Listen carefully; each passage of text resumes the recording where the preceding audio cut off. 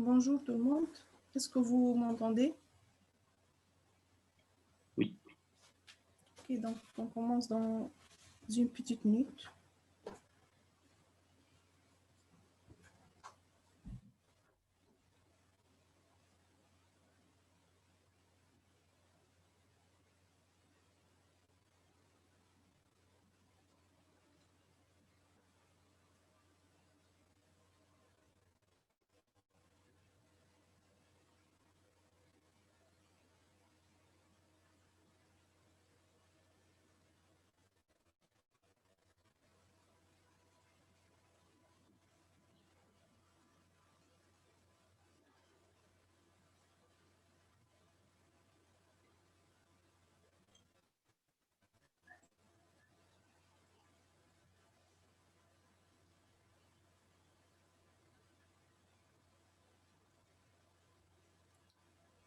Donc, bon après-midi à toutes et à tous.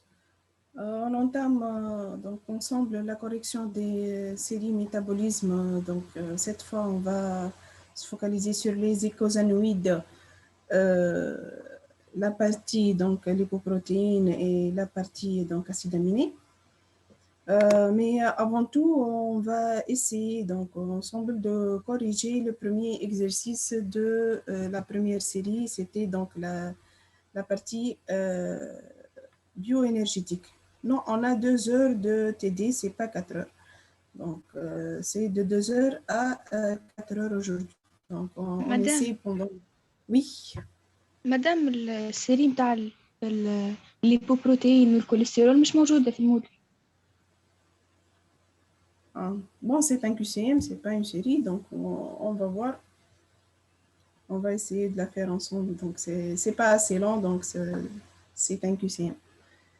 Et s'il n'y a pas, donc on va essayer de la mettre et vous allez suivre donc la correction. Donc, on commence. Donc, un petit rappel avec, donc on revient à la bioénergétique avec l'oxydoréduction. Donc, l'oxydation, c'est, pour ces réactions-là, c'est une perte d'électrons et la réduction, c'est un gain d'électrons. Donc, l'oxydant, c'est un capteur d'électrons, le réducteur donneur d'électrons. Et la réaction donc, entre l'oxydation et la réduction, donc le bilan, ça fait une réaction d'oxydoréduction. Donc, pour une règle donc, à retenir, pour orienter deux demi-réactions redox impliquées, donc, qui vont impliquer deux couples redox, plus un couple redox a un potentiel de réaction standard bas, plus il a tendance à céder ses électrons. Donc, comme vous regardez donc, deux réactions donc, avec le couple redox AH et PL, vous avez donc la réaction H qui va me donner A plus 2 hydrogènes plus 2 électrons, et la réaction pour le couple PL, c'est lui qui va capter les électrons, donc, et la réaction avec 2 hydrogènes. Donc la réaction globale, ça va me donner donc, le P plus H, et puisque c'est équilibré, on va enlever de part et d'autre les deux H et les deux électrons, qui va me donner donc en équilibre A plus L. Donc chaque couple, il est défini par son donc, potentiel de réduction standard, le E'0, et à chaque fois que ce E'0 il est donc faible, cette donc, molécule a tendance à donner ou à perdre ses électrons, et c'est l'autre qui va le capter. Donc, je rappelle, donc, on a vu l'autre fois ce tableau-là, donc c'est pas à retenir, mais à savoir que, comme j'ai dit l'autre fois, que vous avez donc le couple H plus H2, qui est le plus faible donc, de tous les couples redox, et à savoir que l'oxygène O, c'est le plus fort. Donc, vous n'avez pas à retenir l'ordre ni les valeurs. Si on a besoin de ça, notamment que ce soit dans les exercices ou bien dans l'examen, ils seront donnés. Sinon, on n'a pas besoin de les apprendre, juste mettez ça en tête. Donc, en passant de haut en bas, autrement dit, du couple H plus H2 vers le couple oxygène haut, vous avez tendance à augmenter donc, la capacité de ces molécules-là à capter les électrons. Donc, plus on passe en bas, plus ça capte. Et le plus fort, donc, c'est l'oxygène. L'oxygène, c'est la molécule la plus forte donc, à capter les électrons de n'importe quelle autre donc, molécule qui existe. Donc, soit le cytochrome, l'acétylacétate, le POAT, le NAD+, ainsi de suite. C'est le plus fort. Donc, on continue. Donc, soit cette réaction globale qu'on a dit avec le redox 1 avec l'oxydant 2, ça va me donner le redox 2 avec l'oxydant 1, avec donc chaque entité a son propre potentiel E1 et le E2. Donc, le delta E, ça fait une différence de E2 moins E1. Donc, si le E1 il est inférieur à E2, on dit que le couple 1 et le RED, donc il a une delta E qui est positive, par la suite une delta G qui est négative. Donc la réaction sera spontanée de gauche à droite. Donc avec une delta G, vous savez ça, donc avec une delta G qui est négative, vous avez une réaction qui est spontanée de gauche à droite et vice-versa, vous avez une delta E qui est positive, plutôt delta G qui est positive. C'est l'inverse puisque vous avez donc la formule, on l'a vu l'autre fois. C'est l'inverse de delta E. La réaction sera spontanée de gauche à droite. Donc, plus le delta E est élevé, plus l'énergie libérée par la réaction d'oxydoréduction est forte. On dit qu'elle est exergonique. Donc, on est encore dans le rappel avec tous ces contextes d'oxydoréduction.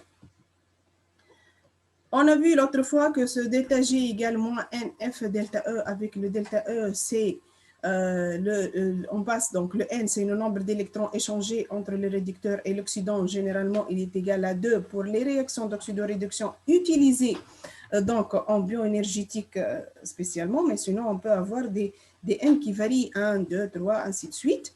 Et le F, c'est la constante de Faraday qui est positive. Vous n'avez pas à apprendre sa valeur, mais sachez que c'est une valeur qui est positive. Le delta E, c'est la variation du potentiel d'oxydoréduction exprimée en volts. Elle est obtenue en faisant la différence entre le potentiel de l'accepteur. Donc, qu'est-ce qu'on a dit donc pour la réaction là, vous avez celui-là qui est donc il est réduit, ça c'est oxydé, et avec le complémentaire de celui-là, donc on fait quoi? La différence entre le potentiel de l'accepteur, c'est celui qui va capter, donc c'est celui qui est le plus fort, celui qui va arracher les électrons de l'autre couple redox et avec le potentiel du donneur des électrons. C'est une différence entre le potentiel de l'accepteur et du donneur. Le delta G, donc le moins F delta E, donc si la réaction se déroule dans le sens spontané alors que le delta G il est négatif, on vient de voir ça, donc la différence delta E doit donc être positive du fait du signe moins de cette réaction. Donc N c'est positif, F c'est positif, le delta E s'il est positif, la totalité c'est négatif et vice versa. C'est assez facile, donc c'est des équations mathématiques. Maintenant, on va passer à un autre exercice. Il vous a donné donc 4 réactions. Il vous a demandé s'ils sont spontanés donc, ou bien non spontanés dans le sens indiqué. Il n'a pas fait un double flèche. Donc, il a imposé le sens de la réaction de gauche à droite et il se demande si cette réaction-là, elle est spontanée dans ce sens-là. Donc, spontanée, c'est exergonique, c'est delta G négatif. On doit voir ça.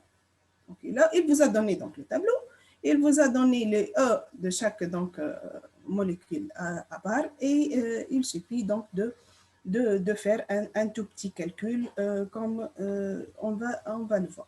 Donc, le NAD+, plus le malate, bon, j'ai fait double flèche, mais l'exercice, c'est dans le sens gauche vers la droite, oxaloacétate plus NADH H+. En fait, ces deux réactions sont le bilan de deux réactions, de deux demi-réactions. La première réaction redox, c'est le NAD+, plus 2 hydrogènes, plus 2 électrons qui va me donner le NADH H+.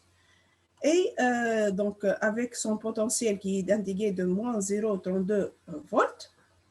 Pour le deuxième, donc, c'est la réaction malate qui donc, est équilibrée avec l'oxaloacétate plus 2 hydrogènes plus 2 électrons. De ce fait, si on fait le bilan, si on va faire, soi-disant, la somme, on va donc de part et d'autre faire sauter les 2 électrons et les 2 hydrogènes et on obtiendra cette réaction donc, qui en vaut NAD++ malate donne oxaloacétate plus NADH H+. Donc, comme vous regardez, donc, le NAD+, c'est lui qui a tendance à accepter les électrons, c'est lui qui a capacité d'arracher les électrons.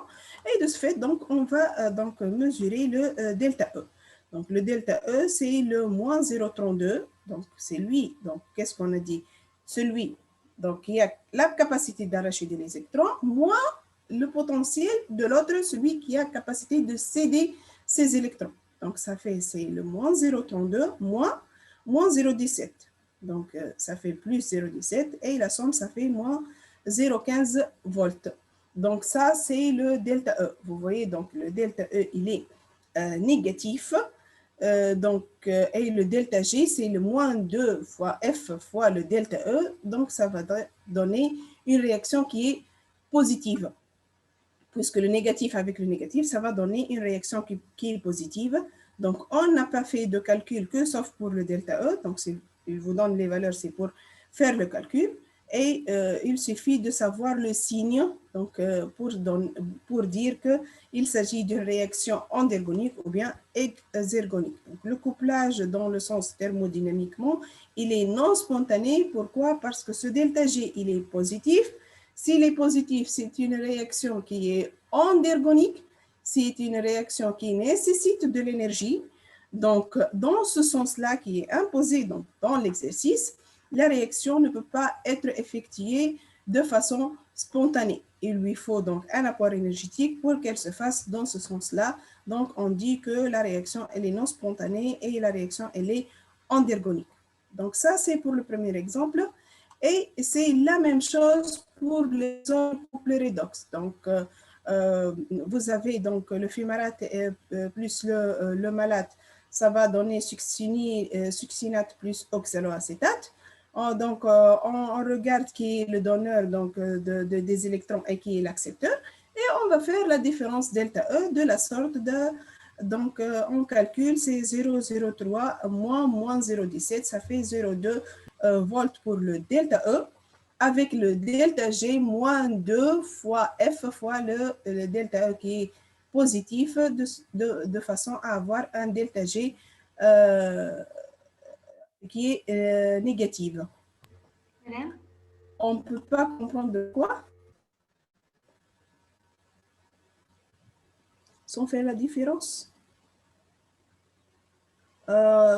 Comment on compare? Oui, si vous allez dire que le fumarate, il a un potentiel plus bas ou bien un plus faible, donc la réaction, elle est endergonique ou exergonique, oui, vous pouvez le faire. Si on vous donne pas les valeurs, et si on vous a donné les valeurs, vous avez intérêt donc à faire le calcul de delta E. Mais si on vous donne pas les valeurs, donc généralement, on vous donne donc le tableau, vous pouvez donc faire cette comparaison-là. Donc, comme je viens de le mentionner tout à l'heure, plus le delta E est élevé, plus l'énergie libérée par la réaction d'oxydoréduction est forte. Donc, ça, c'est pour faire le calcul. Mais généralement, pour faire le delta G, donc si vous avez des valeurs, vous avez intérêt à faire le calcul. Oui. Madame, s'il vous plaît, في deuxième réaction, كيفاش عرفنا شكون الدونور وشكون l'accepteur؟ شكون الدونور؟ l'accepteur d'électrons. Ou l'accepteur. Donc, si on vous donne le tableau comme ça, donc le fumarate, c'est le donneur, le succinate, c'est l'accepteur. Donc, le fumarate, ça s'écrit, donc c'est lui plus le H2 plus 2 électrons, ça va donner le succinate. Vous voyez? Donc, le premier, c'est le donneur. Le deuxième, c'est l'accepteur. Ici, il est écrit dans notre sens. On va écrire, par exemple, le malade. Le malade qui va donner oxaloacétate. Je n'entends que du bruit de fond. Est-ce qu'il y a une question? Madame. Oui. Madame, الفيمارات normalement هني l'accepteur. C'est lui? L'accepteur. Oui, c'est lui l'accepteur, c'est ce qu'on a dit. Le fumarate, c'est l'accepteur, le succinate, c'est le donneur. Ce qui est à droite, ce qui est à gauche, c'est le donneur. Donc l'accepteur, c'est lui le plus fort, c'est lui qui a capacité d'arracher les électrons. Et celui qui est donc à droite, c'est lui qui est l'accepteur, le donneur. Vous voyez? Donc l'oxydant, c'est le fumarate, donc le réducteur, c'est le succinate. Donc on va faire donc, le delta E de la même façon. Ubiquinone aussi, ubiquinone ox plus NADH, c'est en fait ubiquinone plus 2H2 plus 2 électrons, ça va donner ubiquinone réduit. Et le NADH, c'est le NADH, donc qui va donner le NAD plus 2 électrons plus 2 hydrogènes. C'est la réaction inverse que tout à l'heure. Donc vous voyez le NADH, donc c'est NAD plus 2 hydrogènes. Si on va inverser, ça va être le NADHH plus qui va donner le NADH plus 2 hydrogènes plus 2 électrons. Donc, de la sorte, delta E, c'est celui de l'accepteur, moins celui du donneur. Et on va voir donc une delta E qui est positive égale à 0,42 et une totalité de delta J qui est négative de telle façon à avoir une réaction qui est exergonique. Une réaction qui est exergonique, c'est celle qui libère de l'énergie. C'est une réaction qui est spontanée dans le sens direct, de gauche vers la droite. Donc, ça se fait le calcul de la même façon. En fait, pour cet exercice, on a besoin du calcul, c'est pour répondre à la deuxième question. Parce qu'il vous demande c'est laquelle qui va libérer plus d'énergie. Donc, vous avez, donc, en récap, cette première réaction, elle est endergonique, elle est non spontanée dans ce sens-là. La deuxième, elle est spontanée dans ce sens, de gauche vers la droite, elle est exergonique. Troisième aussi, elle est spontanée de gauche vers la droite. Et la quatrième, elle est non spontanée, elle est endergonique. Donc, parmi ces réactions spontanées, lesquelles sont susceptibles de libérer le plus d'énergie?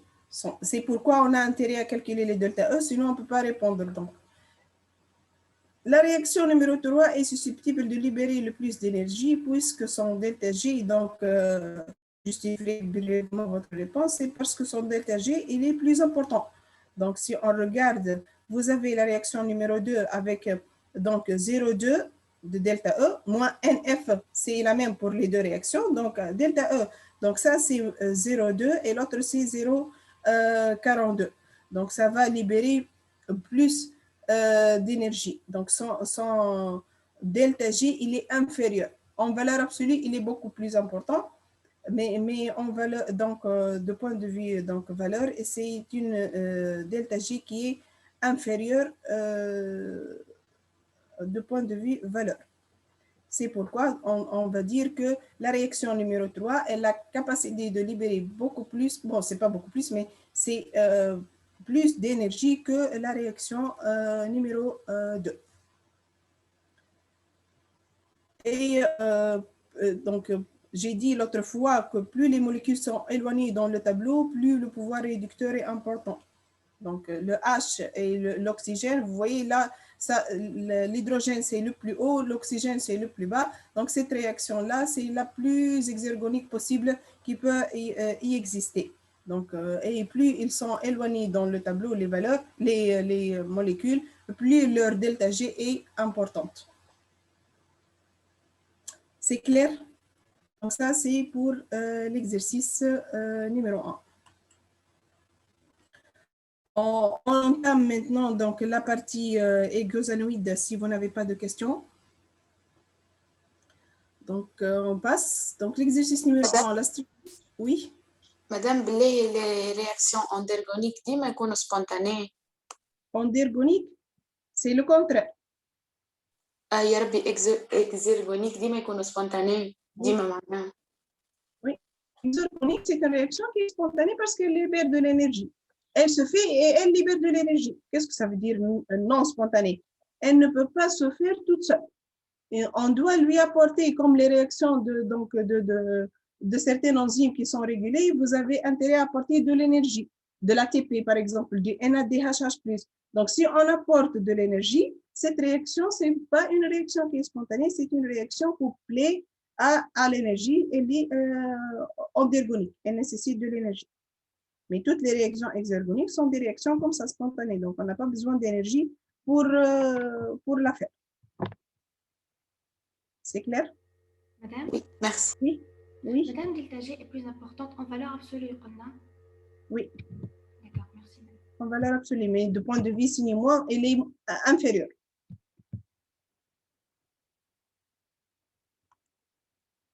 Donc, on passe à la partie écosanoïde. Donc, pour l'exercice numéro 1, la structure ci-dessous représente une molécule de la famille des écosanoïdes. Expliquez s'il s'agit dans ce cas d'un dérivé de la prostaglandine H de synthase ou bien un dérivé de la lipoxygénase donc 5-LO.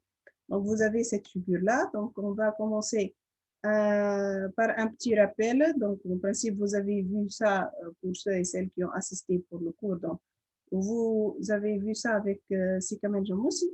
Juste un tout petit rappel. Donc, c'est quoi écosanoïde? C'est un dérivé de l'acide gras polyinsaturé à 20 carbone, écosa pour dire donc 20, comme des médiateurs de la signalisation cellulaire. Donc, ce sont des précurseurs. Ayant deux grandes familles, la famille des prostanoïdes comportant les prostaglandines, donc les thromboxanes et les prostacyclines. Et la deuxième, c'est la famille des leucotriènes, comportant deux grands, donc à partir de deux précurseurs principaux, un précurseur de l'acide arachidonique qui est libéré des membranes grâce à l'action de la phospholipase A2, donc sa régulation est inhibée par les glucocorticoïdes stimulés par le calcium. Et le deuxième précurseur, c'est à partir des oméga-6 DGLA, donc dihomolinoléate, et un oméga-3, eicosapentaénoate, EPA. Ce sont donc les précurseurs que vous devez connaître, au moins les abréviations, les EPA, le DGLA, donc c'est et l'acide arachidonique, AA, acide arachidonique. Donc, ce sont les précurseurs des leucotriènes. Un tableau récapitulatif de la voie de la cyclooxygénase et de la lipoxygénase, les deux enzymes principales qui vont synthétiser donc, soit l'une soit l'autre des précurseurs de ces deux familles, deux grandes familles. Et permet la synthèse, donc pour la cyclooxygénase, la synthèse des prostanoïdes. C'est donc l'enzyme clé, c'est la prostaglandine H2 synthase. C'est une enzyme bifonctionnelle cyclooxygénase ou peroxydase. C'est une enzyme membranaire fonctionnant sous la forme de dimère et elle a l'action sur l'acide arachidonique comme je viens de mentionner donc un peu plus haut. Elle permet la formation des autres prostanoïdes à partir de la prostaglandine H2, notamment la prostaglandine D2, E2, F2.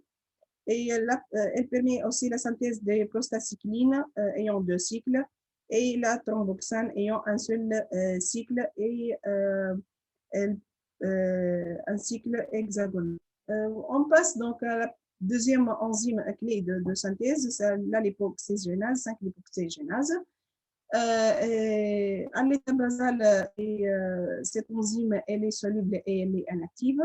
Elle est donc inhibée par la vitamine E et sous son action, il y a donc libération de leucotriène A4 et par la suite, vous allez faire donc la synthèse de les autres donc précurseurs Elle présente toujours une fonction acide carboxylique en extrémité de chaîne et présente présence de cycle pour tous les dérivés donc, de cette enzyme-là. Comme vous voyez, donc, tous les dérivés, ils présentent des cycles qui sont fermés, alors que pour la lipoxygénase, ce ne sont pas des cycles qui sont formés. Donc ça, c'est en bref et assez rapidement un tout petit rappel. On reprend donc notre exercice. On regarde cette molécule. Qu'est-ce qu'il vous donne? Si on regarde la structure de ce dérivé, on remarque la présence d'un cycle de 8 à 12. Quand je dis de 8 à 12, ça veut dire du carbone numéro 8 jusqu'au carbone numéro 12. Ça, c'est la numérotation de ce cycle. Donc, il s'agit dans ce cas d'un dérivé de la prostaglandine H2 synthase, où tous les dérivés sont issus de modification d'un précurseur en commun qui est la prostaglandine H2. Donc, encore une fois, à partir des phospholipides membranaires sous l'action de la phospholipase A2, on obtient l'acide arachidonique et grâce à cette enzyme, on va obtenir la prostaglandine H2, précurseur de ces dérivés donc de prostaglandine. Donc, ce dérivé-là, vu qu'il s'agit d'un cycle qui est fermé, donc il s'agit d'un dérivé, un des dérivés de cette enzyme prostaglandine H2 synthase. Donc, ça, c'est pour l'exercice numéro 1. On passe donc à l'exercice numéro 2. Un déficit en glutathion synthase est une maladie métabolique rare qui entraîne une déplétion intracellulaire généralisée en glutathion. Expliquez les résultats de dosage de leucotriène chez les patients en comparaison avec des sujets sains. Donc, un état de pathologie où vous avez un déficit en glutathion synthase. Donc, il mesure les concentrations intracellulaires en LT4, LTB4, LT, donc C4 et E4, et il regarde par rapport à un témoin. Ça augmente donc la concentration par rapport à un témoin, très diminuée par rapport à un témoin. Témoin, ça veut dire une personne saine, donc n'a pas de maladie, et très diminuée aussi par rapport à la même personne. Donc, il vous demande donc d'expliquer. Donc, un déficit en glutathion synthase, ça c'est quoi une glutathion synthase? C'est une enzyme. Donc, une enzyme qui va catalyser la réaction. Donc, son substrat, donc c'est le gamma-glucystéine, donc et en cofacteur la glycine. Ça va donner comme produit le glutathion. Donc, ça c'est une enzyme naturellement fonctionnelle donc, chez l'organisme humain. Il vous dit donc cette maladie entraîne une déplétion. Donc, une déplétion, c'est une réduction de la quantité normale. Donc, maladie métabolique qui va toucher l'enzyme, soit elle n'est pas fonctionnelle, elle est existante, elle est mutée, elle n'est pas fonctionnelle, soit elle n'est pas exprimée du tout. Donc, le gène, il est muté de telle façon qu'il ne peut plus sécréter cette enzyme. De la sorte, cette réaction enzymatique du substrat vers le produit qui est le glutathion, elle est bloquée. On n'a plus de synthèse de glutathion. Donc, dans le cas normal, la principale étape de formation de leucotriène est catalysée par l'enzyme 5-lipoxygénase, comme on vient de le voir dans le rappel. Donc, la première leucotriène formée, c'est la leucotriène LTA4, une molécule instable qui, par la suite, elle va, donc, sous l'action de cette enzyme-là, donc la LTA4, elle est synthétisée, elle est instable, elle n'est pas stockée dans l'organisme, elle ne circule pas de cette façon-là.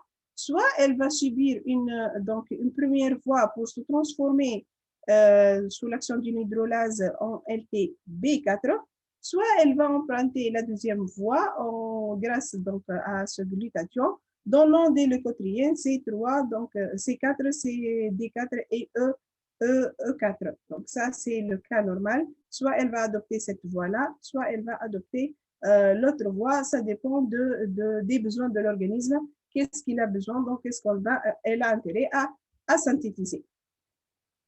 Mais dans ce cas-ci, on n'a plus de glutathion, vu que l'enzyme responsable de sa synthèse, elle est défaillante. Donc, qu'est-ce qui va se passer? Le glutathion, ce pseudo-tripeptide formé par la condensation d'acide glutamique, cystéine et glycine, comme on l'a vu. Donc, en son absence, ça va entraîner l'inhibition de synthèse de LTC4, LTD4 et LTE4. Et comme donc pour conséquent, il va y avoir donc une baisse de cette concentration-là. Donc, il a été mentionné dans le tableau uniquement 2, donc, mais toutes les valeurs sont donc en baisse. Celles de LTC4, LTD4 et LTE4 sont en baisse par rapport donc, au cas normal. Qu'est-ce qui va se passer? Donc, cette LTA4, je viens de dire donc qu'elle est instable, une molécule que quand elle est synthétisée, elle ne va pas s'accumuler en tant que telle. Elle va adopter l'une ou l'autre voie. Devant elle, il y a une voie qui est bloquée, celle de la voie qui adopte le glutathion pour la synthèse de ces trois molécules-là. Il lui reste devant elle une seule voie, donc elle est obligée de passer en totalité par cette deuxième voie. De cette façon, donc en absence de glutathion, la molécule LTA4, elle va se transformer en totalité, donc en LTB4, donc de telle façon que cette quantité, elle va augmenter par rapport au normal. Donc, puisqu'elle est obligée, cette molécule, de passer uniquement par cette voie-là, donc, comme conséquence, il va y avoir donc accumulation ou bien augmentation de la concentration de LTB4 par rapport au cas témoin. Donc, ça, c'est l'explication pourquoi on a eu ces observations là. Est-ce que c'est clair? Oui. Donc, on passe. Exercice suivant, donc le 2,3 d'inothromboxane B2 est le principal métabolite urinaire de la thromboxane B2. Donnez le mécanisme de formation du 2,3 d'inothromboxane B2. Donc, vous avez deux structures et vous avez des différences au niveau de ces deux structures. C'est quoi le mécanisme qui a permis de passage de la thromboxane B2 à la thromboxane B2M. Qui peut me rappeler quels sont les mécanismes qui peuvent, que peuvent subir ces thromboxanes pour être modifiés ou bien pour donner d'autres molécules? Qui se rappelle quels sont les mécanismes? On a combien de mécanismes en général? 5, je pense. 5, oui. Vous avez, qui peut me rappeler quels sont ces 5 mécanismes? La bêta-oxydation, Bêta-oxydation, oxydation, oui. la réduction, la conjugaison. La conjugaison, ok. L'oxydation. Oxydation. Oméga-oxydation. Ok.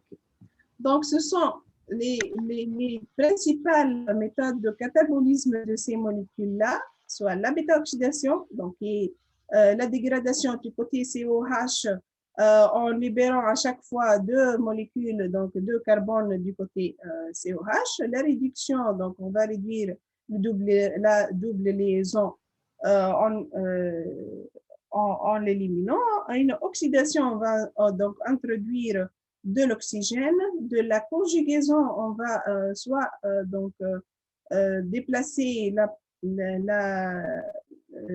double liaison de sa position initiale, et l'oméga-oxydation, elle se fait du côté terminal, du côté oméga. Donc, parfait, ce sont les 5 modifications possibles. Donc, en se basant sur ça, on va regarder. Donc, si on regarde bien cette structure, vous allez remarquer que le OH, vous avez donc cette numérotation qui est en position 15, elle va passer ici à la position 13. Donc, qu'est-ce qui se passe? En fait, on a donc 2 carbones qui ont sauté.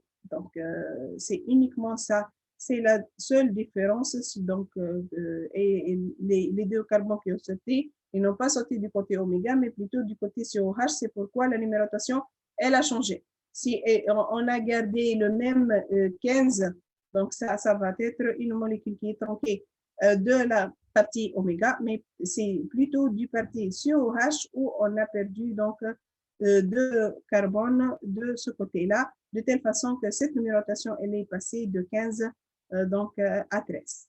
Donc, la modification, c'est une bêta-oxydation. C'est clair? Madame, Oui. Madame, les modifications ils peuvent être subis par les leucotriènes ou les prostanoïdes ou à laquelle les prostanoïdes? Non, les deux. D'accord, merci.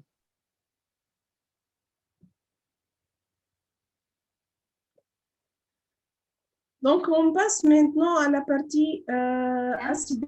Vous n'avez pas de questions? Madame, Oui.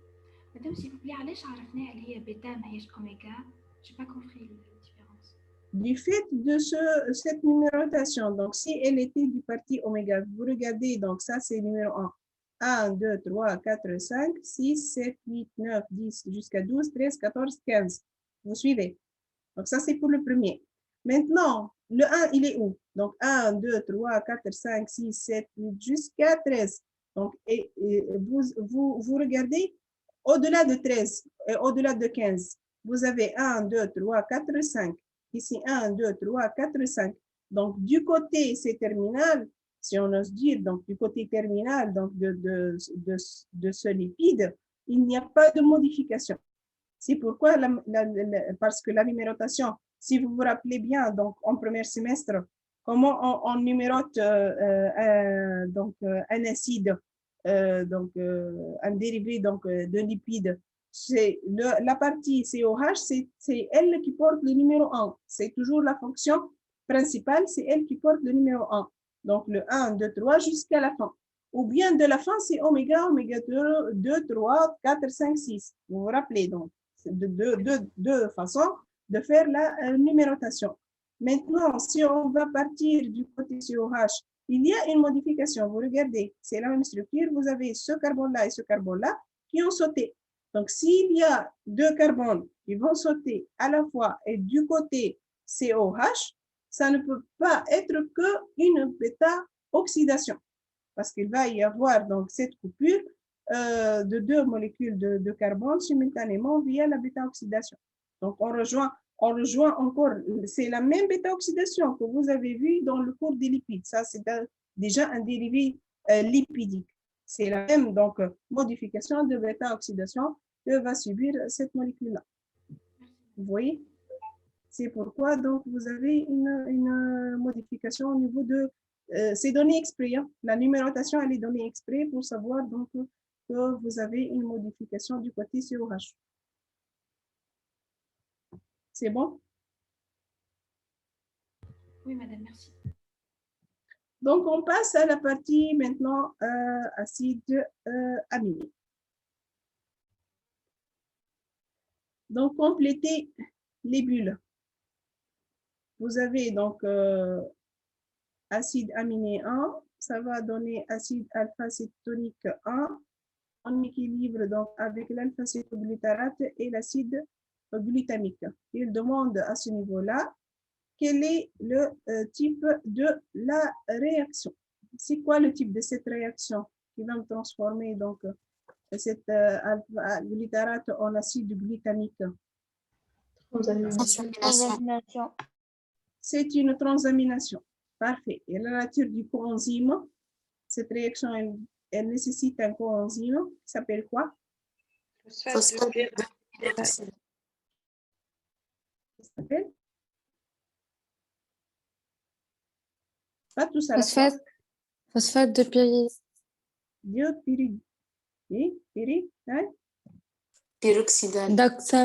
pyridoxal. C'est le phosphate de pyridoxal comme coenzyme de cette transamination. Et l'enzyme, c'est quoi? L-glutamate. Hein?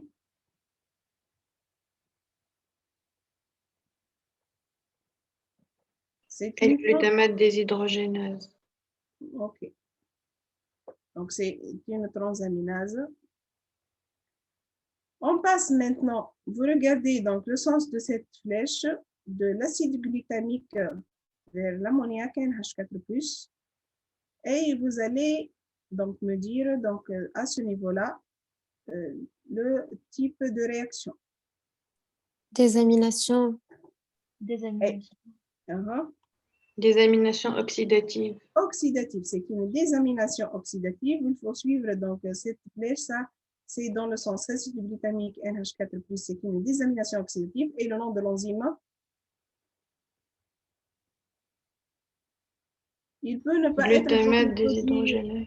OK, donc la glutamate déshydrogénase, l'acide glutamique et NH4+, il peut, dans ce sens-là, il veut, donc c'est pas une réaction directe, substrat-produit, il peut donner donc directement le premier produit, premier substrat, dernier produit, et il demande dans ce cas l'enzyme clé.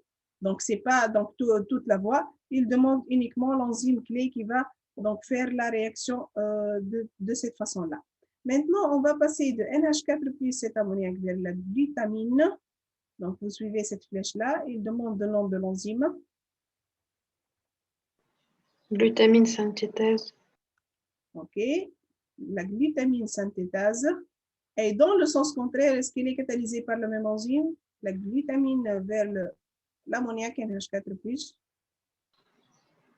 Glutaminase hépatique.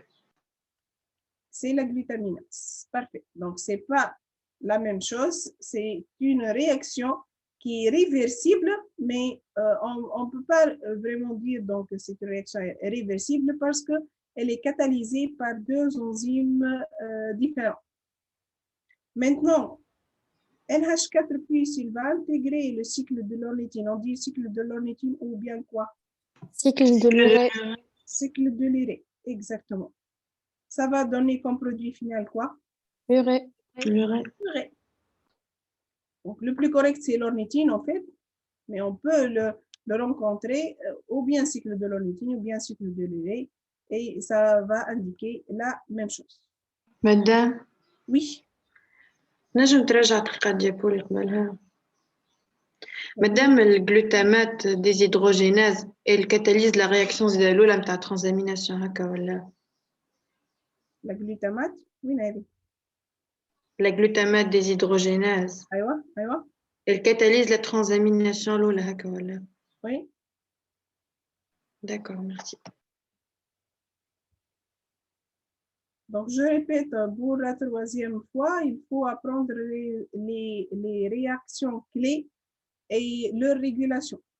Donc, à chaque fois, donc c'est la troisième fois que je répète à chaque séance parce que c'est important de connaître les réactions donc, clés, les enzymes clés et leur régulation. Donc, complétez les bulles. Placez chacune de ces étiologies d'hyperammonémie dans le cadran qui convient. Vous avez une production excessive d'NH4+, une détoxification insuffisante d'NH4+, donc étiologie primitive, étiologie secondaire. Et on va placer donc insuffisance hépatique suite à un défaut de circulation sanguine, état de choc, hémorragie digestive ou un déficit génétique du cycle de l'urée. C'est quoi étiologie? Cause. Oui. Et c'est quoi primitive? Dès la naissance. Dès la naissance, c'est inné. Et secondaire, elle est, on peut dire secondaire ou bien? Acquise. Acquise. Ça veut dire la même chose. Donc, on va placer dans les cadrans ces observations là. Donc, avant de passer pour un petit rappel, pour la production excessive d'NH4+, elle peut être due par donc, le fait de l'action des bactéries intestinales avec une détoxification normale. comme on peut avoir une détoxification insuffisante d'NH4+, avec une production normale d'NH4+, par les bactéries intestinales, suite donc d'une détoxification insuffisante.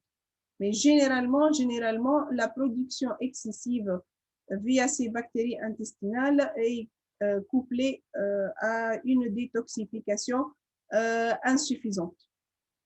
Donc, comme conséquence, on a cette hyperammonémie qui est un trouble métabolique caractérisé par un excès d'ammoniac dans le sang. Donc, on va placer. Qui peut me dire dans quel cadran et on place quoi?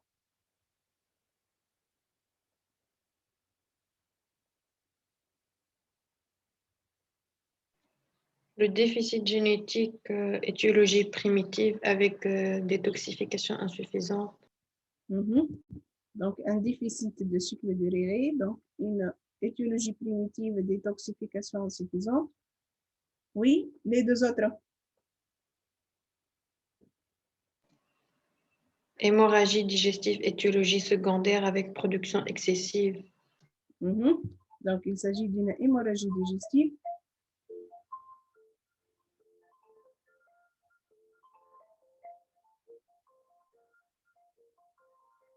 Et la troisième? Étiologie secondaire, détoxification insuffisante. Étiologie secondaire, détoxification suffisante. Oui, il s'agit d'une insuffisance hépatique avec une étiologie secondaire et détoxification insuffisante d'NH4+. Parfait. C'est pas difficile, donc, là, cette partie-là. Donc, on passe.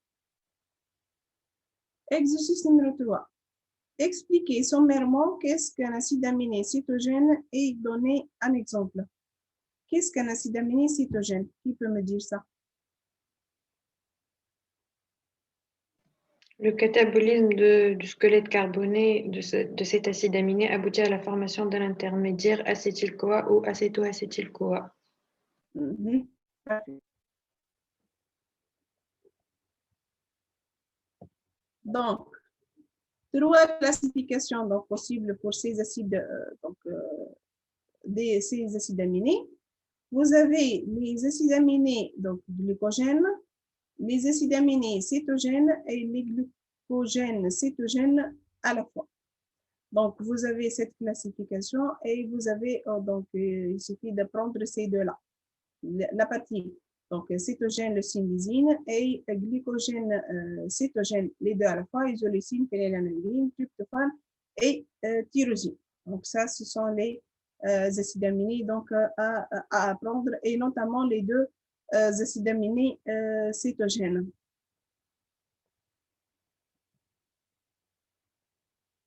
Donc, un acide aminé cétogène, c'est un acide aminé qui aboutit à la formation de l'acétyl-CoA et de l'acéto-acétyl-CoA, comme vient de mentionner donc, votre camarade. Et la lysine et la leucine sont exclusivement les acides aminés cétogènes.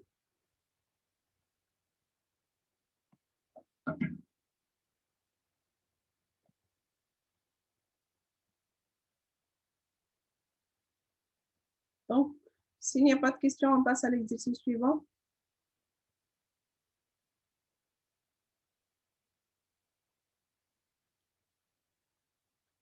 Donc, l'homocystéine est un acide aminé sulfuré de l'organisme humain.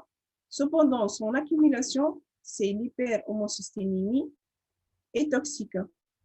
L'homocystéine peut subir 2 transformations, la voie 1 ou bien la voie 2. La première convertit l'homocystéine en méthionine par l'action d'une enzyme, la HMT homocystéine méthyltransférase. La seconde change l'homocystéine en cystathionine grâce à l'action d'une enzyme, la CBS, cystathionine bêta-synthase. Ces 2 enzymes sont fonctionnelles en présence respectivement de coenzymes, respectivement la cobalamine vitamine B12 et la PLP, phosphate de pyridoxal dérivé de la vitamine B6. La figure ci-dessous donne des détails de chacune de ces 2 réactions. Donc, il a résumé ce qu'il vient de dire sous forme donc d'une figure. Et quelles seraient les conséquences d'une mutation génétique qui aboutirait à une CBS peu fonctionnelle. Donc, CBS, c'est l'enzyme qui va catalyser le passage de l'homocystéine vers la cystathionine et qui peut fonctionner. Donc, qui peut me dire quelles sont les conséquences que peut donc, avoir si cette CBS elle est peu fonctionnelle? La deuxième voie sera bloquée. La deuxième voie sera bloquée. Vu que l'enzyme elle est peu fonctionnelle, donc ça, c'est une première conséquence. La première voie, elle est excessive. Elle existe? Oui. Elle est excessive. Excessive, oui. Elle est excessive. Donc, dans ce cas, donc, dans le cas normal, l'homocystéine peut adopter les deux voies 1 et 2 et peut produire la cystathionine et ou la méthionine selon le besoin de l'organisme. Ça, c'est dans le cas normal. Maintenant, on a une espèce qui est peu fonctionnelle. C'est qu'on a de ce fait la régulation de cette voie 2 qui va être bloquée vu que cette enzyme qui régule la voie 2 se transforme, donc qui transforme l'homocystéine en cystathionine va être bloquée, comme vous venez de dire, et par la suite, il va y avoir, donc si cette enzyme est peu fonctionnelle, ça signifie que la voie 2 est bloquée, ce qui favorisera l'accumulation de l'homocystéine. Et suite à la loi d'action de masse, ça va favoriser la voie 1 qui le transformera en méthionine. Donc, on va oublier la voie 2. C'est uniquement l'homocystéine qui va se transformer en méthionine. Maintenant, donc, il va y avoir une accumulation par rapport, quand on dit accumulation, c'est toujours par rapport au cas normal. Si vous donc la méthionine dans aussi l'homocystéine, si vous vous rappelez, donc vous avez vu ça dans le cours, l'homocystéine en elle-même, elle peut donner la méthionine. La méthionine, elle peut donner l'homocystéine grâce à ces voies-là où vous avez vu donc c'est l'ensemble de ces réactions. Mais l'homocystéine en elle aussi peut donner donc la méthionine. Donc comme conséquence, il va y avoir quoi? Donc, un produit A qui va se transformer en B et le B peut se transformer soit en C, soit en E. Donc, ça, c'est le cas normal. S'il y a blocage de la voie 2 qui va transformer B en C, dans notre cas, il va y avoir donc passage directement de la forme B qui va s'accumuler. C'est pourquoi on dit que ça va s'accumuler. Son propre produit, il va le resynthétiser. Et il synthétise son propre produit, il va le resynthétiser. De ce fait, il va y avoir l'accumulation de la méthionine. Donc, j'ai mentionné que c'est le B dans le schéma, qui va causer l'accumulation de l'homocystéine. Donc, vous voyez le B, il va accumuler l'homocystéine dans le schéma et qui est E. Donc, donc ça, c'est une remarque. Cette accumulation d'homocystéine, ça s'appelle homocystéinurie. Donc, vous n'êtes pas censé le connaître, ça c'est pour vous. Donc, cette accumulation s'appelle homocystéinurie. C'est donc dû au blocage de la voie numéro 2. Vous voyez? C'est clair? Madame? Oui? Madame, معناها عندنا homocystéine accumulée باش تعطينا méthionine ومن بعد l'accumulation تاع الميثيونين ترجع لنا homocystéine. معناها السيركل باش يقعد à l'infini هكاك يدور. Oui, il y a toujours une accumulation. Toujours. C'est pourquoi c'est une maladie.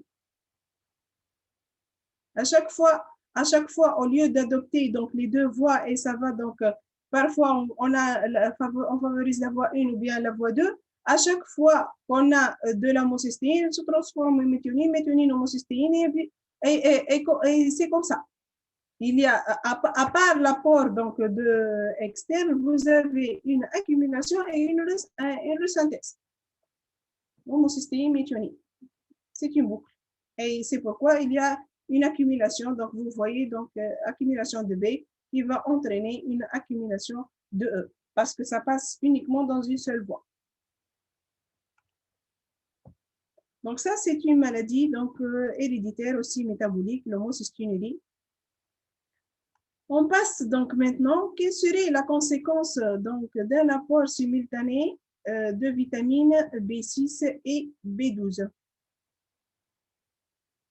Donc, une carence d'apport simultané de vitamines B6 et B12, donc à la fois, donc c'est simultané, c'est les deux. Vous avez une carence d'apport, quelles sont les conséquences? Accumulation de homocystéine. En fait, pourquoi il mentionne les vitamines B6 et B12? Où est-ce qu'on Enzymes trouve des réactions.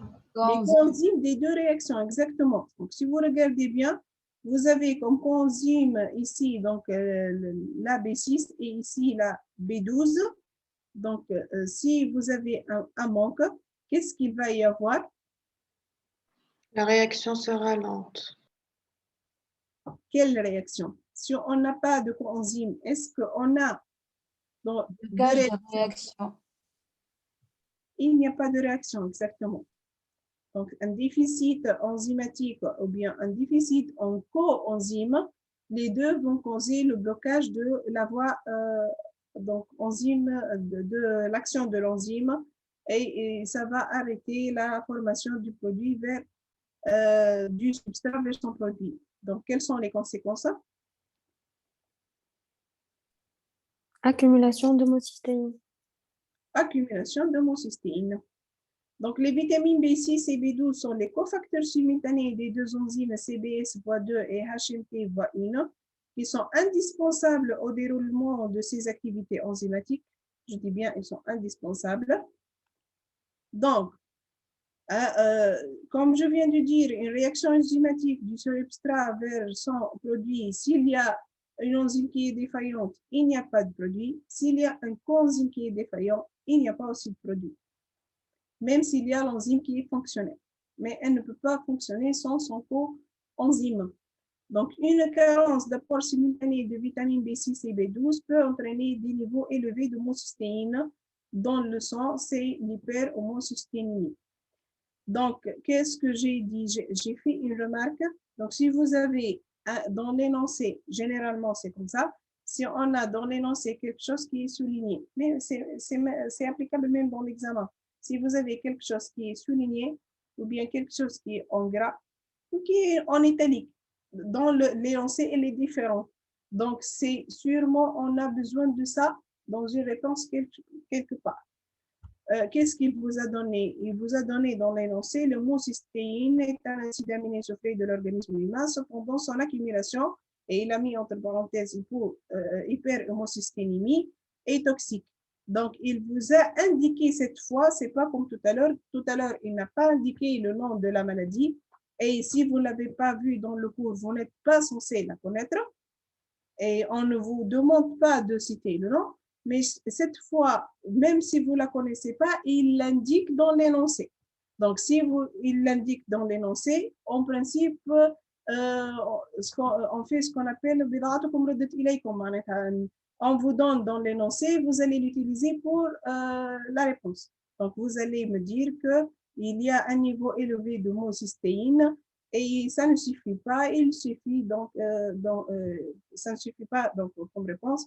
Il faut indiquer qu'il s'agit de hyperhomocysténémie. C'est clair? Donc, ça, c'est la conséquence directe de la carence de ces deux vitamines. Oui. Madame, نقول الكوانزيم elle va bloquer كي تبدا هي ما هيش موجودة elle va bloquer totalement la réaction sauf كيما في الكا هذايا وقت اللي تبدا كوانزيم بروستاتيك أما كي نحكيو على كوانزيم واحدة أخرى تولي لون تكهونا وقت اللي احنا نقولوا لونترا وقت نقولوا بلوكاج وحتى pour les maladies وقت اللي احنا نقولوا une réaction qui est bloquée c'est pas toujours zéro. C'est pas le 1 ou bien le 0. Elle est fonctionnelle ou elle est non fonctionnelle. Mais ça, c'est pour vous faciliter la tâche. Donc, on dit que parce qu'il dit une carence, ça peut être une quantité d'apport qui n'est pas vraiment suffisante. Ce n'est pas vraiment une totalité donc, d'abstraction de ces deux vitamines-là. Donc, quand je dis substrat vers produit, Il n'y a pas vraiment le produit. C'est comme on peut avoir une toute petite quantité, mais qui est vraiment non suffisante. Et comme on peut avoir la totalité de l'absence, hein, on peut avoir, comme pour le cas des enzymes, si elle est vraiment mutée du point de vue donc action, on peut ne plus avoir de produit. Donc les deux cas de figure, c'est vrai.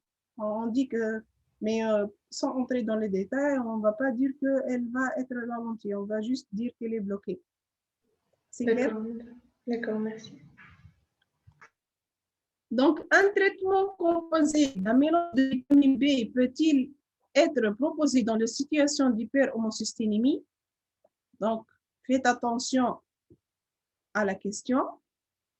Il vous donne donc un mélange de vitamines. Donc, on avait tout à l'heure une carence en B6 et B12. Maintenant, je vais lui apporter dans l'alimentation, ou bien je suis en pharmacie ou quelque chose comme ça. B6 et B12. Et j'ai donc un patient qui a une situation d'hyperhomocysténémie. Mais maintenant, qu'est-ce qu'il vous dit? Peut-il être proposé dans les situations, donc faites attention à ça. Il n'a pas dit dans la situation. Donc, il existe des situations d'hyperhomocysténémie. Discutez. Qui peut m'indiquer quelles sont les situations dans lesquelles on peut avoir des hyperhomocysténémies? Il y a un blocage entre l'enzyme et le coenzyme. Exactement. Donc, soit on a simultané, il faut bien indiquer que c'est simultané, sinon on va tomber dans l'autre maladie, homocysténémie. Donc, à la fois, soit un déficit de coenzyme, comme c'est indiqué en premièrement, deuxièmement, soit on a un blocage au niveau des enzymes. Donc, on rappelle que l'hyperhomocysténémie est l'accumulation de l'homocystéine dans le sang. Donc, ce produit il est accumulé. Donc, l'accumulation de l'homocystéine peut être due soit une carence d'apport vitaminique B6 et B12, ce sont les deux coenzymes, comme on vient de le mentionner. Donc, ça, c'est un cas où on peut avoir donc accumulation du substrat. Dans ce cas, un traitement composé d'un mélange de vitamine B peut être proposé dans les situations d'hyperhomocysténémie. Donc, dans ce cas-là, si le malade il souffre juste d'un manque d'apport vitaminique, il suffit de lui apporter des vitamines et sa situation, elle va se débloquer. Donc, il ne va plus souffrir de cette hyperhomocysténémie. Alors que dans le cas contraire, donc, cette maladie, c'est une erreur innée du métabolisme des acides aminés. On peut avoir, dans le cas d'une mutation génétique simultanée des deux enzymes, comme a dit donc, votre camarade. Donc, cette fois, elle ne touche pas le coenzyme, il est existant. Et ça va toucher l'enzyme en lui-même. Et il faut mentionner qu'il s'agit des deux enzymes, la CBS et la HMT, les deux à la fois pour avoir une homocysténémie et non pas l'homocysténémie. Et dans ce cas, un traitement composé d'un mélange de vitamine B ne peut pas être suffisant à lui seul pour traiter l'hyperhomocysténémie. C'est un problème d'enzyme et non pas de cofacteur. Donc, il peut toutefois aider sur le déficit enzymatique et partiel.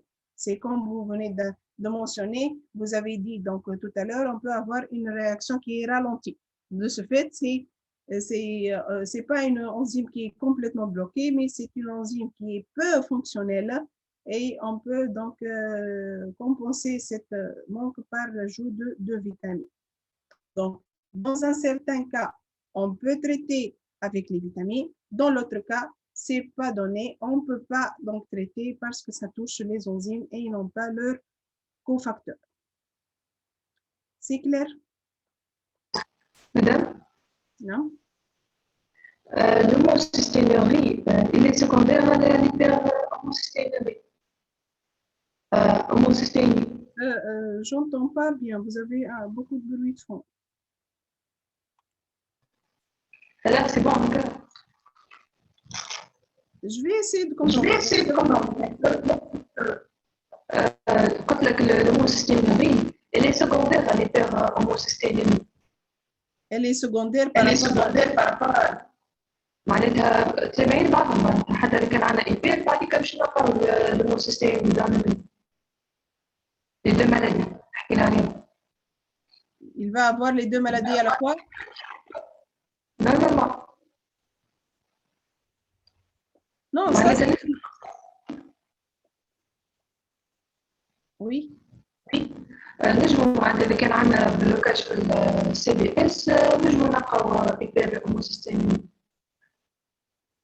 Non, les deux à la fois, ça va donner uniquement l'hyperhomocysténémie. Donc, ça va pas. Donc, vous n'avez pas la synthèse, donc, blocage de la CBS. Vous avez, donc, ça c'est bloqué et ça c'est bloqué. Vous avez toujours l'homocystéine. Vous n'avez pas accumulation de la méthionine comme tout à l'heure. Même cette enzyme-là, elle est bloquée. Que soit l'enzyme, elle est bloquée ou bien le cofacteur, il bloque. C'est que vous avez uniquement ce produit-là. Et on n'a ni méthionine ni cystathionine. Vous raisonnez parce que si on a l'homocystéine, on peut avoir les méthionines? Oui. Mais c'est pas le cas donc. Peut-être qu'il y a une régulation quelque part de telle façon qu'on a accumulation uniquement de l'homocystéine. Et ce sont deux maladies différentes.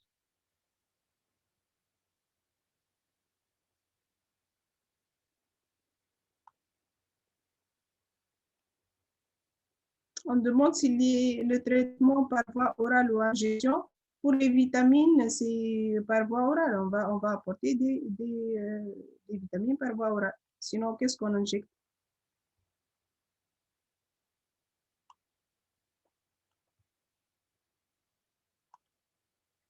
OK. Est-ce qu'il y a d'autres questions?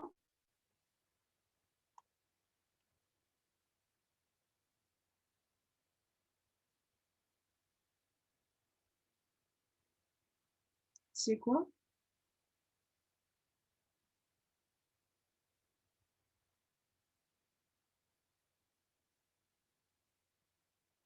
C'est quoi l'homocystéine?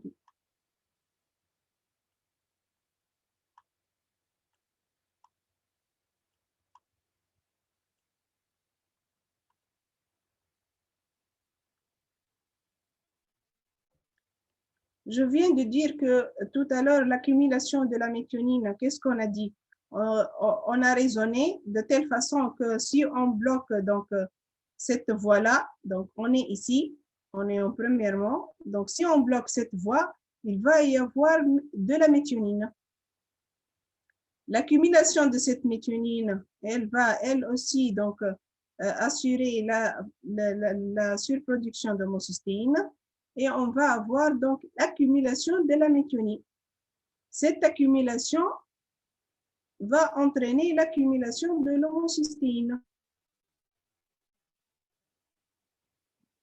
Cette maladie s'appelle homocysténurie.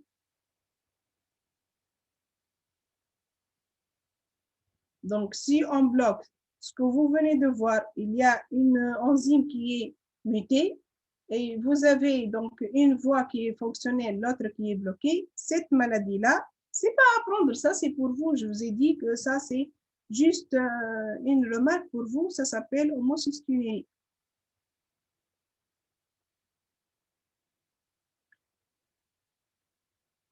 Parce qu'on peut avoir donc blocage par les deux enzymes, ça s'appelle une autre maladie. Donc on classe les maladies selon le cas. Qu'est-ce qu'on a? Qu'est-ce qui est bloqué? Qu'est-ce qui n'est pas fonctionnel? Mais le résultat, il peut être le même. On peut à chaque fois avoir une accumulation de homocystéine, mais ça, c'est dû à une maladie, l'autre, c'est dû à une autre maladie. Ça se traite d'une telle façon, l'autre, ça se traite d'une autre façon. Vous voyez? Tout simplement. Mais vous n'êtes pas censé connaître le nom de la maladie.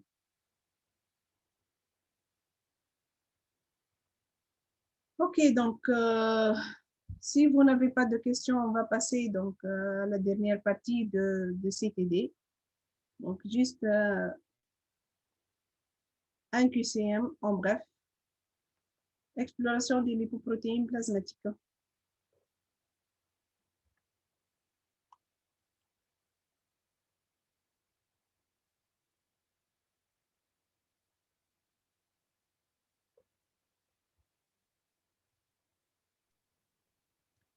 Dans l'exercice numéro 2, pourquoi l'hémorragie digestive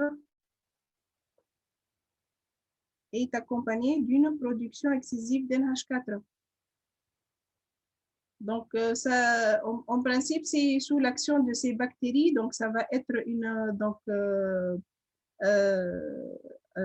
un travail actif de telle façon qu'on va avoir, donc, parce que ces bactéries, ils vont donc avoir du NH4+, de n'importe quelle molécule. Et s'il y a une hémorragie, donc même c'est à partir de ça qu'on peut produire donc du NH4. Je ne sais pas pourquoi vous ne me laissez pas vos noms, monsieur ou madame GMI, je ne sais pas c'est qui. Je n'ai pas compris la troisième question. Quelle troisième question? Celle-là? Oui, vous n'avez pas compris la réponse ou bien la question. Donc, je répète. Donc, un traitement composé d'un mélange de vitamine B peut-il être proposé dans les situations d'hyperhomocysténémie? On a vu en petit 2. Vous avez un cas d'hyperhomocysténémie, c'est l'accumulation de l'homocystéine et c'est dû à que ces deux facteurs-là ne sont pas fonctionnels. Donc, vous avez ces deux cofacteurs, coenzymes, le B12 et le B6. Donc, ils ne sont pas fonctionnels. Cet enzyme HMT et CBS ne sont plus fonctionnels par conséquent, parce que ces enzymes-là ne peuvent fonctionner que par ce coenzyme, donc substrat, enzyme et produit. Il n'y a pas de coenzyme, il n'y a pas de produit. Donc ça, c'est le cas où vous avez ces deux vitamines B6 et B12, ils sont manquants. Donc ça, c'est un cas. Il demande de quoi? Peut-il, si j'ai, donc je sais maintenant, je lui fais donc mon malade, il a une quantité d'homocystéine qui est importante dans le sang. Maintenant, je vais doser ces vitamines. Je vais regarder un bilan vitaminique. Je vais voir que son vitamine B12 et B6 sont manquants. Ils sont en quantité très, très, très faible, très inférieure à la normale. Et je vais dire que sa maladie, elle est due à ce qu'il n'a pas d'apport vitaminique suffisant. Maintenant, je vais lui proposer de consommer ces vitamines pour compenser son manque. Maintenant, pour la question, qu'est-ce qu'il demande? Un traitement composé d'un mélange de vitamine B peut-il être proposé dans les situations? On avait une situation. On a vu une situation où vous avez le manque de ces vitamines, c'est lui qui va causer l'homocysténurie. Maintenant, est-ce qu'il y a d'autres causes qui peuvent donner le même résultat? Autre que avoir carence en ces vitamines. Vos camarades, on l'a déjà montré, qu'on peut avoir soit carence en ces deux vitamines, B12 et B6, soit les enzymes eux-mêmes sont non fonctionnels. Donc, soit les coenzymes, comme vous voyez ici, du substrat vers le produit, le coenzyme, on ne trouve plus de produit, soit un autre cas où vous avez du substrat vers le produit et on ne trouve pas de produit grâce à l'enzyme et non pas au coenzyme. De ce fait, lui, ça c'est la première manque de vitamine B12, c'est pas génétique. Il peut apporter donc des vitamines donc par l'alimentation. Mais ici l'enzyme, c'est génétique. C'est le gène qui est défaillant. Soit il ne donne pas d'enzyme, soit il donne une enzyme qui peut ou pas fonctionner. De ce fait, Même résultat. Cette réaction enzymatique, elle ne peut pas se faire. De ce fait aussi, les deux produits, donc si on regarde, la méthionine ne peut pas être synthétisée, la cystathionine ne peut pas être synthétisée par blocage enzymatique, et c'est le deuxième cas de figure de ces maladies. Même résultat, homocystéine accumulée. Donc, on a soit carence en vitamines, soit carence en enzymes elles-mêmes. Et il demande, dans ces deux cas de figure, est-ce que les deux sont curables de la même façon? Est-ce qu'il suffit de donner un mélange de vitamines B6 et B12 dans le premier cas ou bien dans le deuxième cas, que je vais diminuer la quantité d'homocystéine? On a dit que non. La première, si on a un manque de vitamines et on compense par l'apport vitaminique, on peut récupérer, donc, modifier les concentrations et diminuer la quantité d'homocystéine dans le sang. Alors que pour le deuxième cas, même si je vais apporter donc, du cofacteur, je ne peux pas remédier à cette maladie parce que même si je vais apporter encore plus de cofacteurs, l'enzyme, elle est toujours non fonctionnelle et l'apport vitaminique ne va pas remédier à ça. De ce fait, même si je vais lui conseiller d'avoir une consommation d'enzymes excessive, ça ne va pas lui débloquer la situation et il aura toujours une homocysténémie de façon à avoir toujours cette accumulation d'homocystéine dans le sang. Est-ce que c'est clair?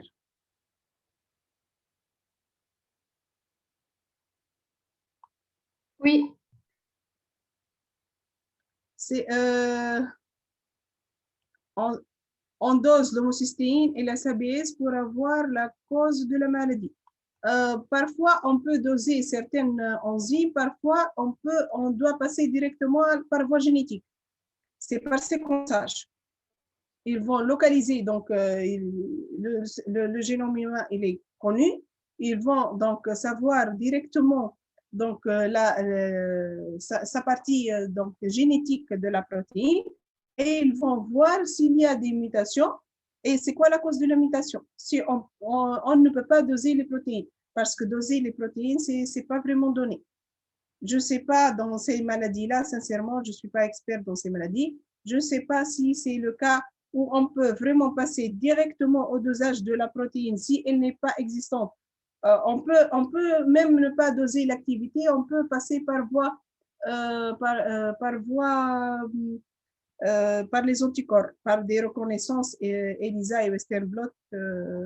Si vous n'avez pas vu ça, vous allez le voir dans d'autres matières. Ou bien on va passer, comme je vous ai dit, directement au séquençage, directement on va passer aux gènes responsables de la production de ces enzymes-là, pour voir s'il s'agit d'une mutation ou des mutations ou bien quelque chose comme ça. C'est bon? Oui? Oui, madame. Madame, comment le substrat ne peut pas pénétrer dans la cellule? Oui?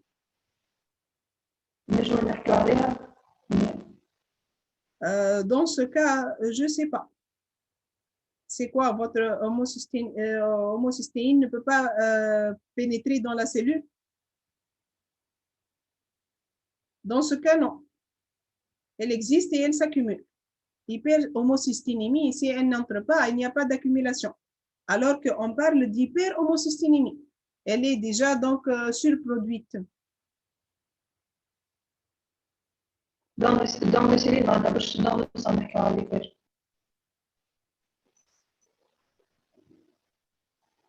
non, non. Vous avez ces deux cas de figure-là.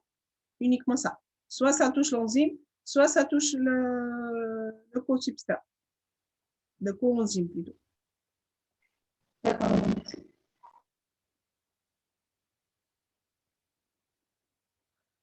Donc, on passe à l'exploration des lipoprotéines plasmatiques. Comme je vous ai dit, donc, la série, c'est uniquement sous forme de QCM.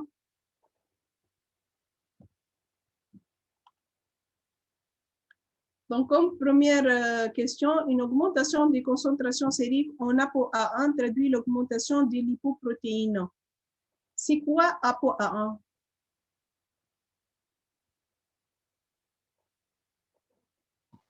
C'est un apolipoprotéine. Et c'est quoi son rôle? Apolipoprotéine, c'est apolipoprotéine. C'est un Activer marqueur. la L4. Un marqueur de quoi?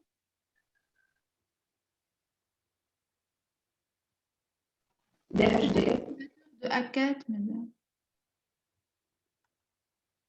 Donc, les apolipoprotéines, ce sont des protéines fabriquées par le foie qui sont impliquées dans le transport des lipides. Donc, comme vous savez, donc, dans le sang, les lipides sont insolubles dans le sérum et ne peuvent plus circuler comme ça. Donc, il va y avoir donc, une association dans l'hypoprotéine sous forme de micelle donc, dans le sérum. Et c'est grâce à ces lipoprotéines qui possèdent une partie protéine qui est l'apolipoprotéine, où vous avez donc, je m'excuse, ce mélange-là, pour que ces lipides puissent être transportés dans le sang. Il peut donner l'exemple des lipides qui sont transportés dans le sang. Triglycérides. Cholestérol. Cholestérol, oui. Triglycérides, oui. Phospholipides. Phospholipides, oui, exactement. Donc, ils ne sont pas hydrosolubles et il doivent y avoir donc cette fixation pour qu'ils puissent être transportés dans le sang. Maintenant, donc, cette augmentation, est-ce qu'elle traduit l'augmentation des lipoprotéines chez l'Omicron, VLDL, Very Low Density Lipoprotein, IDL, donc l'intermédiaire, les LDL Low Density et les HDL High Density Lipoprotein. Ça traduit quoi? HDL. L'augmentation des HDL. Donc, moi, chez l'Omicron, elle est synthétisée avec le chez l'Omicron. Et ça ne traduit pas l'augmentation des chiffres Omicron. Ça traduit les HDL. Madame عليه هي ماي synthétisée مع الكيلوميكرون.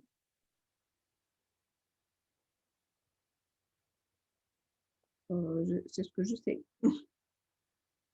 Vous avez une surproduction de chez l'Omicron? هي ما هو الكيلوميكرون معناه il porte ال A1 ولا؟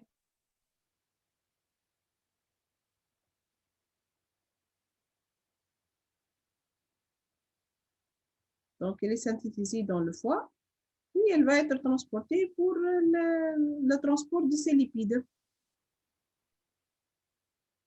Je ne sais pas, je vais voir. C'est ce que je sais. Donc, ce que je sais, c'est l'augmentation des lipoprotéines HDL.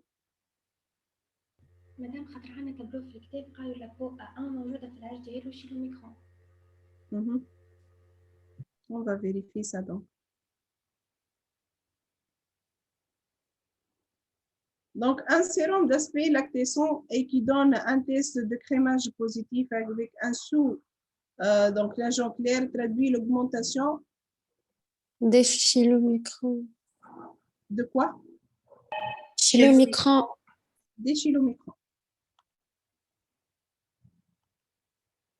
Une hypercholestérolémie peut être rencontrée donc, lors de l'hyperlipidémie primitive du type 1 selon la classification de Fredrickson, de l'hyperlipidémie primitive de type 3 selon la classification de Fredrickson, de l'hyperlipidémie primitive de type 2B selon la classification de Fredrickson, de l'hyperthyroïdie et de la cholestase. Une hypercholestérolémie peut être rencontrée dans quel cas de figure? Cholestase. D'après vous? Cholestase. Type 2B. Type 2B. Cholestase. Oui. Quoi d'autre? Est-ce qu'on le rencontre au cours de l'hyperthyroïdie? Cholestase. Cholestase. Donc, 2B, cholestase. Est-ce qu'il y a autre chose?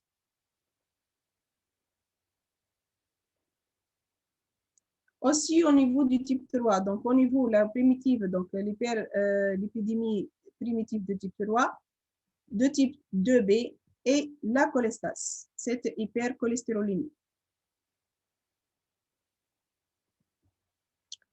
Donc, selon la classification internationale de Fredrickson, une hyperlipoprotéinémie de type 5 correspond à une augmentation de lipoprotéines suivantes. Les chylomicrons seuls, les high density lipoprotéines seuls, les very low density lipoprotéines VLDL plus chylomicron, les intermédiaires density donc IDL seuls, les low density lipoprotéines plus VLDL. VLDL et chylomicron. VLDL et chylomicron.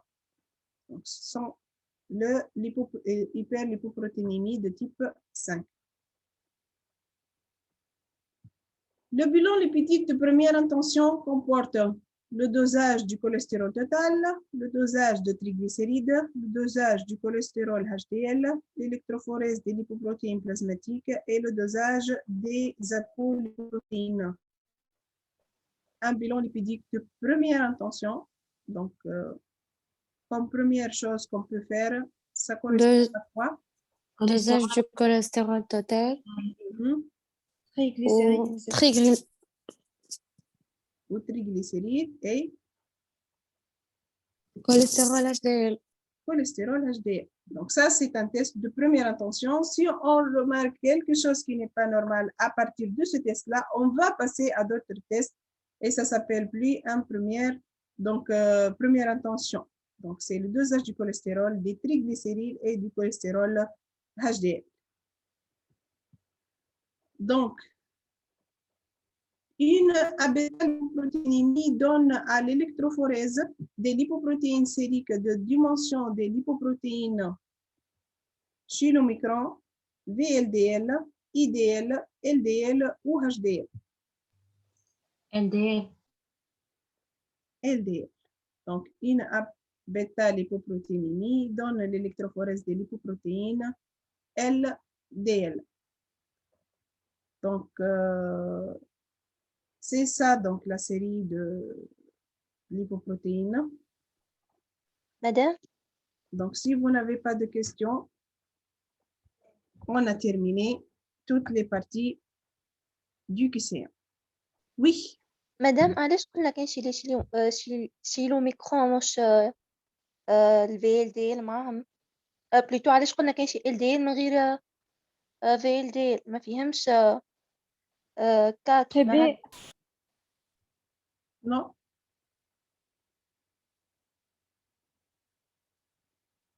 Il n'y a que les LDL. خاطر في الكورة عندنا الابو بي ما هي جهة الانومالي نتاع الابيتا ليبوبروتينيمي اللي فيها شيلوميكرون والبي ال دي ال.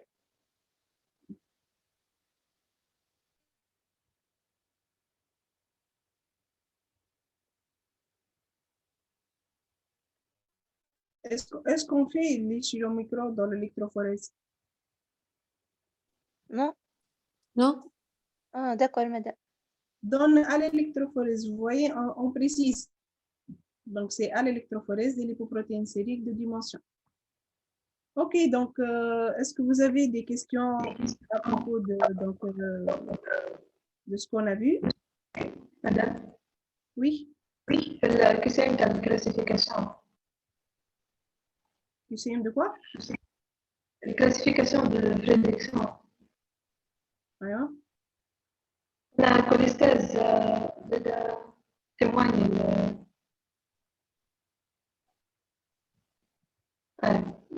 le cholestase. Oui. C'est quoi la question? ما تعرفش كوليستاز صحيحة. قلناش عليها احنا بكل. ما خاطر فما ريفلو نتاع كوليسترول تبدا فما اوبستركسيون. Oui. Et vous a répondu votre camarade. D'accord, merci. De rien.